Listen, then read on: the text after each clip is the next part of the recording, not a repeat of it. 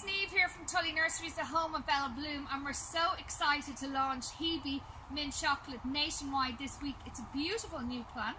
It's gorgeous chocolate and mint foliage. It's evergreen, which means it lasts in colour all year long. And what we've done here is we've used it as a centrepiece, and we've surrounded it by heucheras, coral bells. Now heucheras have beautiful colours all year round.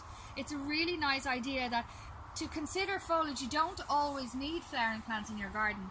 And here it is planted simply on its own by itself in a container, but I actually quite like to underplant it with this heuchera called Delta Dawn. So look out for lots of heucheras in your garden centre and for lots of different ideas, especially with communions coming up. I like this as a really nice table topper, or if you just want an evergreen container, patio container, and you don't want to do anything, you've no time to look after it and plant it by itself. If you for some reason want to use a cord line as a centerpiece in the middle, you can just simply put the cord line in there, and cord lines come in lots of different colours, pinks as well. So there's so much vibrancy and colour you can create in your garden, so don't be afraid, give it a go.